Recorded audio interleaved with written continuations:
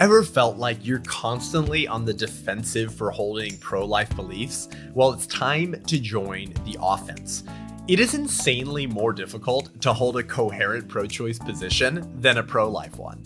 Because the pro-choice position is based on fantasies. Pro-life individuals can ask well-formulated questions to cut through pro-choice ideology and expose the moral bankruptcy of their position. We'll examine 10 questions you can ask pro-choice advocates in this episode. Grab your notepad. I'm Seth Gruber, and this is UnAborted.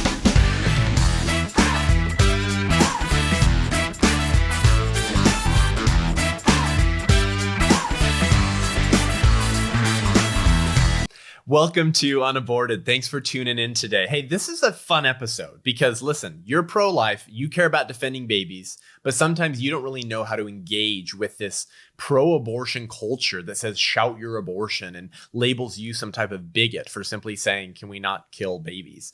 And pro-lifers have often been forced onto the defense for their positions by being asked seemingly hard questions by pro-abortion advocates. So it's time for us to begin asking hard questions of pro-abortion advocates because they do indeed hold a indefensible position. And so we can formulate questions that cut right through pro-choice ideology and expose the moral bankruptcy of the abortion juggernaut. But first, if you want to help us expand the reach and impact of this show, can you just head on over to iTunes podcast right now if you're listening there and just click the 5-star rating or any other platform that you listen that enables you to leave a rating and review. And just do that really quickly for us because that actually helps us reach more people and it helps us be recognized on a larger platform. So head on over and give us a review and rating wherever you listen. So this idea of asking very clear formulated questions is a very important tool in engaging in conversations on the issue of abortion. And it's based on the art of asking good questions, right? This is called the Socratic method. It's a very old and ancient method of engaging in conversations and with ideas. And Socrates was famous for his ability to formulate very specific questions to drive the dialogue through and to point out the fallacies and the inconsistencies that many of his ideological opponents were committing. And the goal here is not dominance, right? The goal here is not to make your pro-choice friend look stupid. The goal is truth. The goal is getting after truth and following the common master wherever he leads. The common master being reason, following the reason of the argument wherever it leads. And so asking good questions can expose assumptions and can reveal inconsistencies or ideological consequences of a certain position. And that's what asking good questions is all about. So these 10 questions are intended to show that your critic must pay too high a price to continue holding his view, right? We talked about this last episode about the consequences of your worldview being consequences you don't like and exposing those consequences so you reject your worldview to create cognitive dissonance in the minds of your pro-choice friends. So let's look at the first question. Let's jump right into this. In 2002 in California, Scott Peterson murdered his pregnant wife, Lacey, and was charged with 2 counts of murder and is now on death row. Okay, that's the context. Here's the question for your pro-choice friend. Why was it not okay for Scott Peterson to kill his unborn child, but would have been perfectly fine had Lacey wanted to? He's being charged with double homicide. Everyone agrees that he should be charged with double homicide. He murdered his wife, who, by the way, was pregnant with an 8-month-old baby, 8 months in utero. He murdered them both, and I believe in Modesto area, and then he threw their bodies into the San Francisco Bay, and she was found like 3 weeks later. Okay, so why was it wrong for Scott Peterson to kill his unborn child, but would have been perfectly fine had Lacey wanted to, at the same stage of development that baby was at? And this is the idea. This is the contradiction of double homicide, right, in the abortion debate. Why do we charge someone with double homicide for killing a pregnant woman, but if she wants to kill that same child, it's perfectly fine? So this gets to the idea of human value being based on wantedness. This is going to be your pro-choice friend's response to this question. Probably. They're going to say, well, she wanted the baby. That wasn't Lacey's choice. But no, that's besides the point. Because if the baby is not a baby, it's not a person and doesn't have rights, and abortion really is no different than a root canal, like was recently said in the Shout Your Abortion videos, then what's wrong with ever killing that baby if they're not a person? It would never be wrong, ever, if it's not a person with rights. So why shouldn't we charge Scott Peterson with just a single murder of his wife? And they, see, now they're forced to acknowledge their inconsistency in the two different cases. By acknowledging that the unborn child is actually a child with some level of moral worth, because it was wrong for Scott to take that child's life, but would have been fine had Lacey wanted to, because they're basing human value on wantedness. Because she wanted the baby, it had value. And so it was wrong for Scott to kill the baby. But if she didn't want the baby and she wanted to go kill it herself through a physician, that would have been fine. So what's the standard for human value? And I think we all agree it shouldn't be based on wantedness, because many homeless people aren't wanted. But what pro-choice person is going to say, hey, let's round them all up and kill them? Okay, it's a bad idea to base human value on wantedness. But if you do, this is the kind of consequences you're left with. So there's a good first question for a pro-choice individual. The second question is based on this idea of gendercide, right? Which should concern anyone, killing people based on their gender. So many women in China, in India, are deliberately having ultrasonography examinations for the purpose of identifying and eliminating unwanted female fetuses. So this is gendercide. You're only killing them because they're female. You're identifying that they're female beforehand and then using that information to justify your abortion. Okay, here's the question for your pro-choice friend. Since you claim to be an advocate of women's rights and have acknowledged that the unborn is a human being, do you have any problem with this? What's wrong with intentionally weeding out females because they're female? Who cares if they're unborn, right? Who cares? If it's okay to kill people based on their gender, then let's kill them. Now, nobody likes the idea of this, right? Whoa, gendercide? Killing people based on their gender? Isn't that discrimination? Yeah, it's the worst form of discrimination that ends with dead little girls. And any rational and consistent feminist would have to oppose this because they believe female lives matter. Well, female lives matter should begin from the beginning that those human beings are female. So notice what this question does. It traps them in not looking good either way. And it's not in order to do that. It's because truth has an annoying tendency of reasserting itself in our lives. So this question reasserts truth into this fantasy of pro-choice ideology so that if they say yes or no, either question makes them look kind of a moral monster, right? So if they say, no, I have no problem with this. I have no problem intentionally weeding out unborn females because they're females. They look like a moral monster. But if they say, yes, I have a problem with this, then they're acknowledging that the unborn child has some level of moral worth. Because if it was just like a polyp, if the unborn is like a polyp, then obviously you wouldn't have a problem with this. So by saying you have a problem with this, you're saying that the unborn has some level of moral worth such that it would be wrong to kill them based on their gender.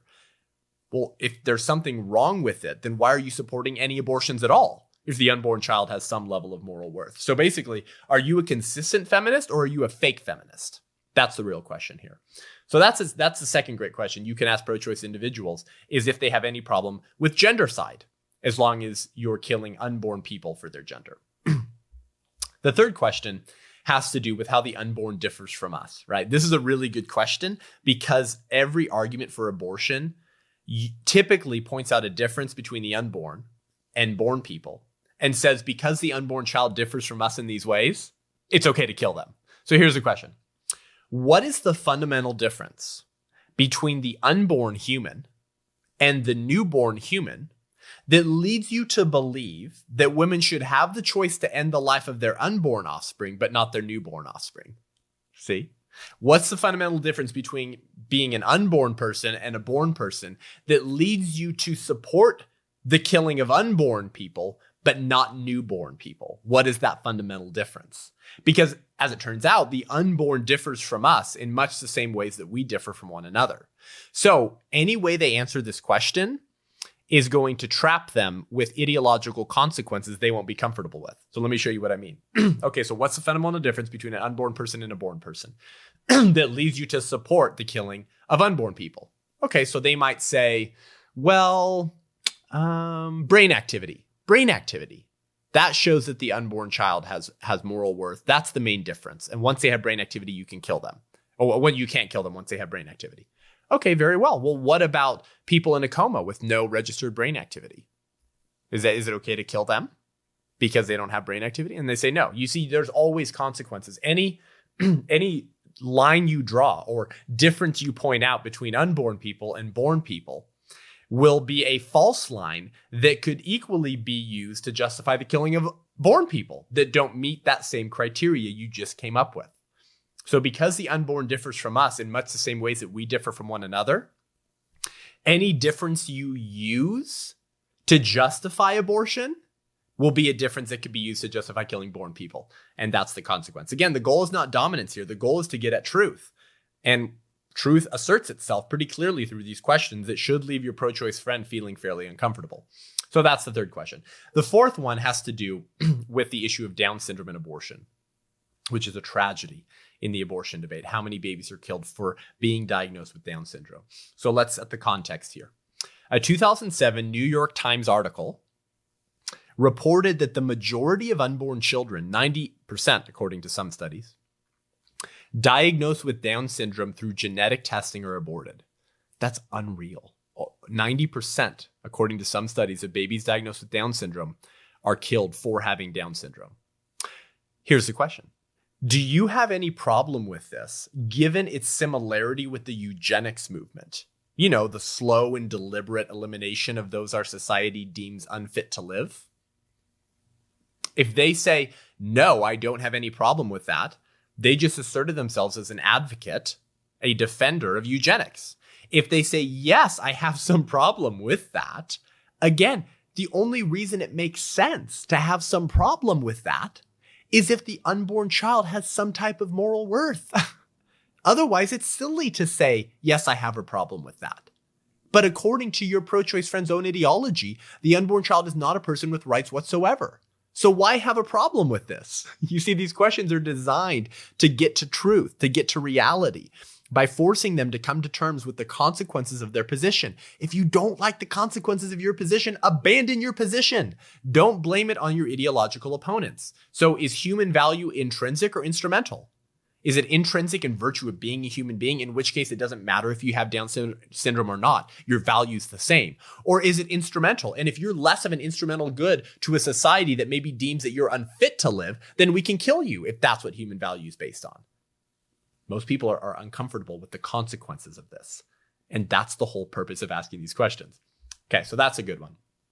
Question number 5 has to do with killing babies who can feel the pain of dismemberment. This is a very gnarly and important question. So let's set the context.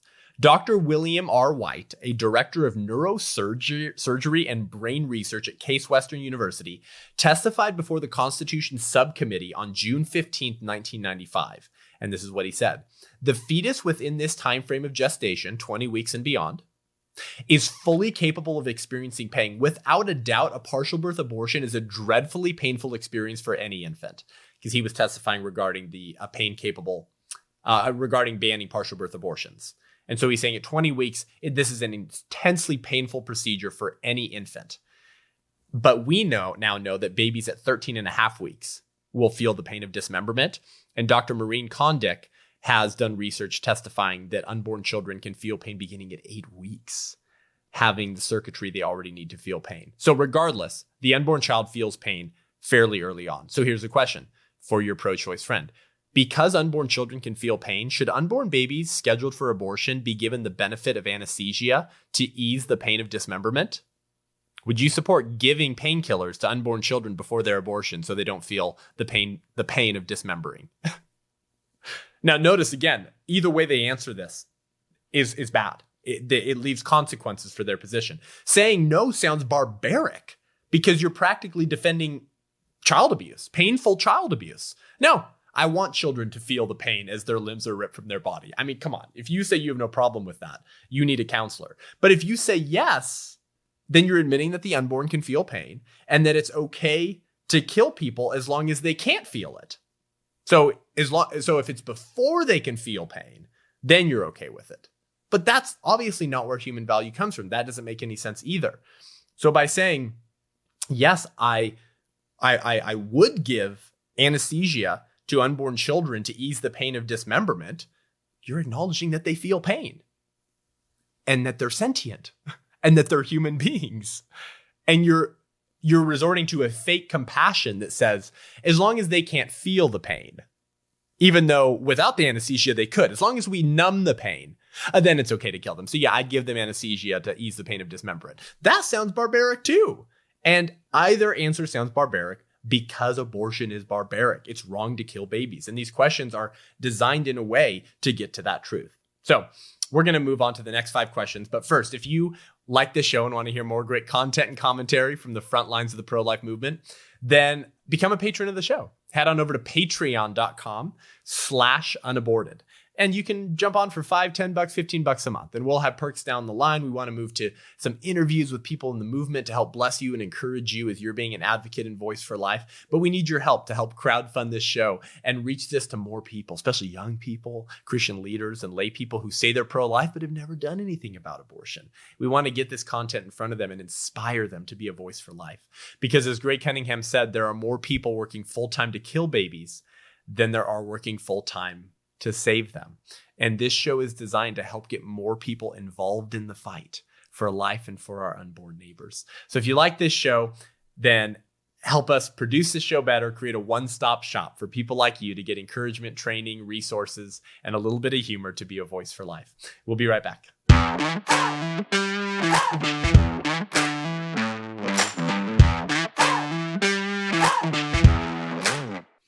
Welcome back to UnAborted. Thanks again for tuning in today for this really important topical episode on 10 questions for pro-choicers, helping equip you with resources to get on the offensive in the debate over abortion, rather than always being on the defensive and not knowing how to respond to seemingly difficult questions from pro-choice individuals. So the first 5 we talked about was the question from double homicide, the question from gendercide, the question from how does the unborn differ from us that makes you justify killing the unborn, Down syndrome and abortion, and pain-capable unborn babies.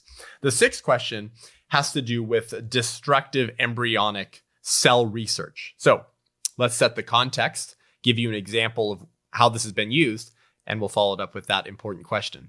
ABC News once ran a story about a woman whose father was suffering from Parkinson's disease.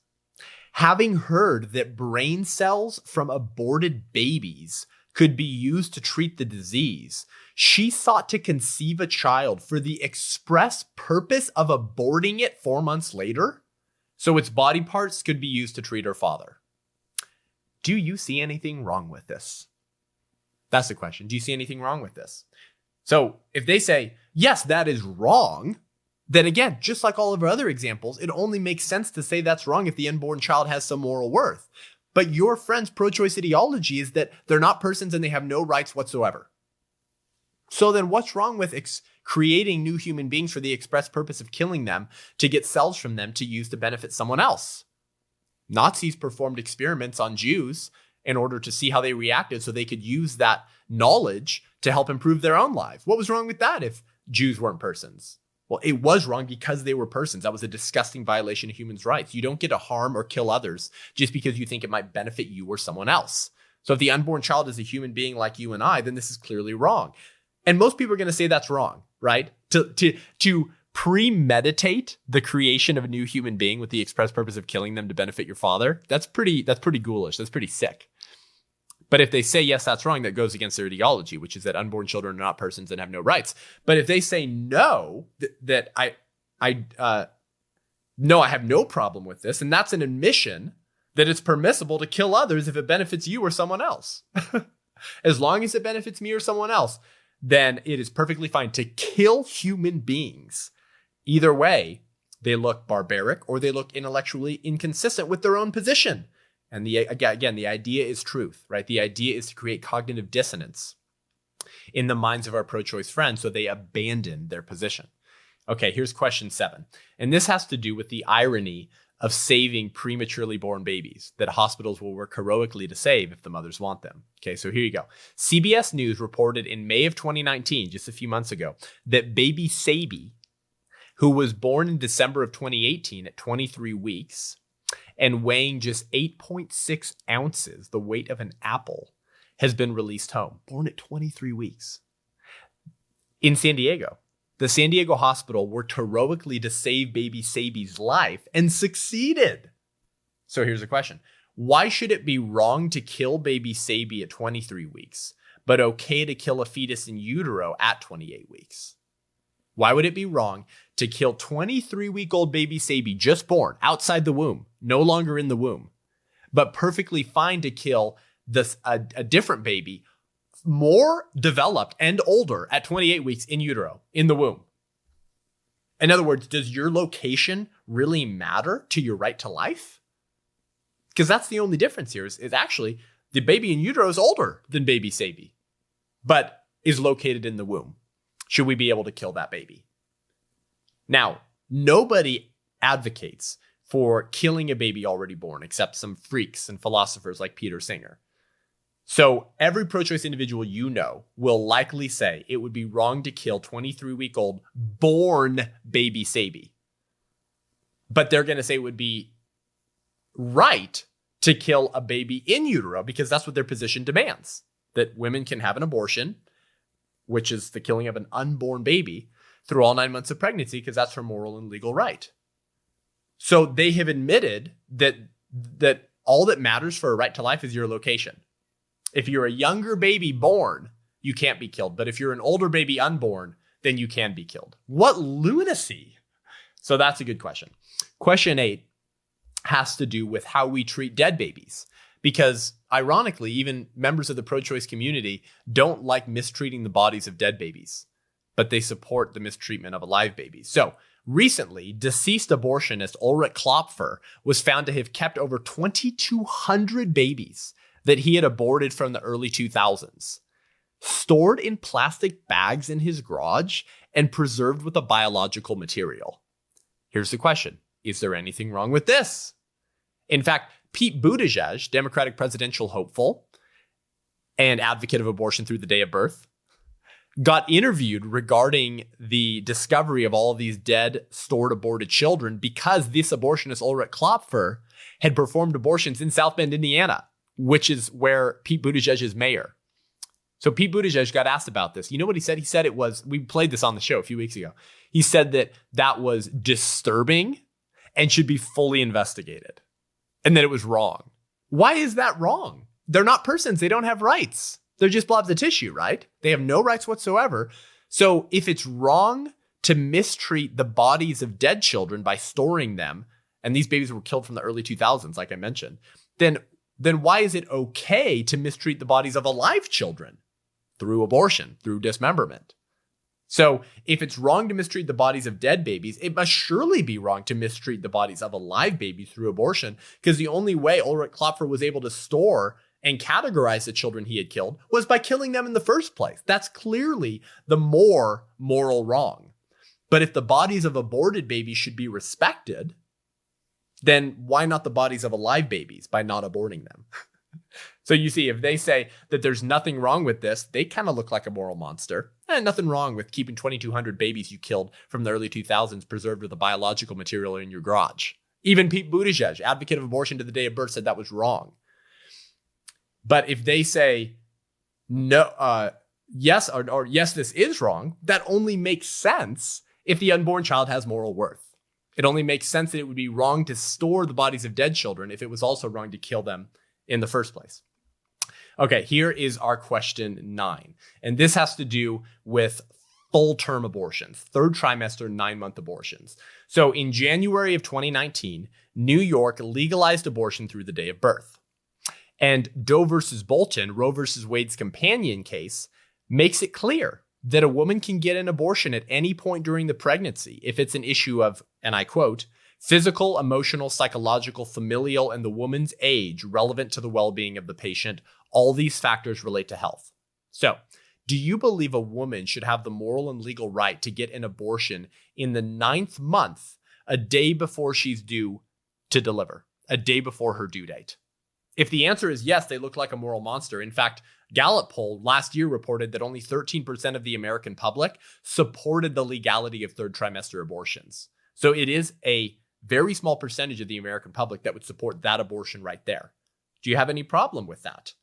And if they say no, then they look like a moral monster. right? I have no problem with a fully developed 9-month baby being killed. But if they say, yes, I have a problem with that, then simply ask why not? Or why? Why do you have a problem with that? Does the 9-month unborn baby have moral worth? That would be the only reason it would make sense to say you have a problem with 9-month abortions, is if the baby has worth. If the 9-month baby has worth, when did that worth begin? At what point was it wrong to kill the 3rd trimester baby? Was it right when the 2nd trimester ended and right when the 3rd trimester began? By the way, trimesters are not even a thing, right? It's not actually an objective reality. They were timelines that we came up with in order to make sense of laws on abortion. It's the same baby. And there's nothing about a baby that means it's in a certain trimester. That's we came up with to make sense of abortion laws. So at what point does that baby have moral worth? You don't want to kill it the day before it's due. Okay, when was it okay to kill it? The week before it's due? 2 weeks before it was due? 3 weeks before it was due? Just go back and back and back. Again, if your friend says, yes, there's something wrong with that, ask them why and ask them when it would have been okay to kill them. At any point when they say, okay, it's okay to kill them at this point, but not after, will be an arbitrary false line that has no basis in reality, because human beings don't have value in virtue of their level of development, but in virtue of their human nature, which we all had from the moment of conception. And most people don't like the idea of 9-month abortion. So this is a good question as well. Here's the 10th and final question. And this has to do with racially motivated abortions or racially motivated donations for abortions. So here's our context. Planned Parenthood has repeatedly, and excitedly accepted donations earmarked specifically for aborting Black babies by callers who stated, quote, there are too many Black kids. They were saying why they wanted to give the donation. Now, this was an undercover expose by Live Action, but the Planned Parenthood people didn't know that. They said, I don't want my kids to face struggles with affirmative action, so I want less Black people. They said, the less Black people, the better. This is what people posing as donors to Planned Parenthood said. And they said, if I give you money, can you earmark it to kill a Black baby? Planned Parenthood was excited, overjoyed to accept this money. And so we'll play you this short clip because I want you to see exactly what we're talking about. Good afternoon, this is Autumn. Hello, Autumn. I'm interested in making a donation today. Fantastic. What about abortions for the underprivileged minority groups? I want to specify that abortion to help our minority group. Would that be possible? Or like the Black community, for example? Certainly. Okay. So the abortion could be, I could give money specifically for a Black baby. That'd be the purpose. Yeah, absolutely. If you wanted to designate that you wanted your gift to be used to help an African-American woman in need, then we would certainly make sure that gift was earmarked specifically for that purpose. Great, because I really face trouble with affirmative action, and I don't want my kids being disadvantaged, against Black kids. I just had a baby. I want to put it in his name, so that's definitely possible. Oh, always. And we just think, the less Black kids out there, the better. Understandable. All right. Excuse my hesitation. This is the first time I've had a donor call and make this kind of request, so I'm excited, and I want to make sure I don't leave anything out. So, is there anything wrong with using abortion as a tool of racism, fulfilling Margaret Sanger's dream? Margaret Sanger, the founder of Planned Parenthood, was a racist and eugenicist. And I just showed you that Planned Parenthood was perfectly willing to accept money from individuals who wanted to specifically target and kill Black people.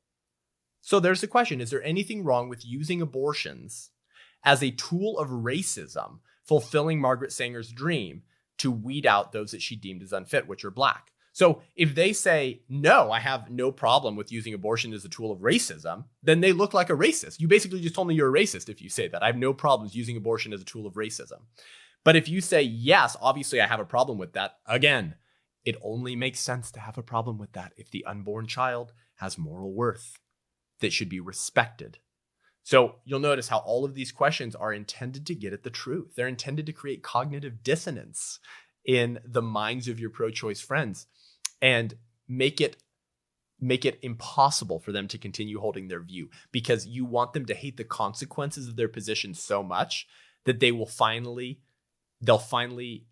humble themselves and say, I've been wrong. I'm changing my position. That's what the goal of these questions are. So listen to this again. Okay, listen to these questions again. Share it with your friends. Hopefully you took out your notepad. Write these questions down. and begin to use these in conversations with people in your life. Ask them gently, ask them respectfully, but ask them pointedly, because these are very important questions. Well, thanks for joining me today. Head on over to iTunes and YouTube and give this show a review and rating so we can reach more people. That really helps us climb the rankings and ratings so more people will watch this show. If you want to learn more and engage with me online, head on over to sethgruber.com, SETHGRU, B as in baby boy, ER.com for my speaking schedule, my training videos, and to jump on my newsletter. Thanks so much for joining us today. I'm Seth Gruber, and this is UnAborted.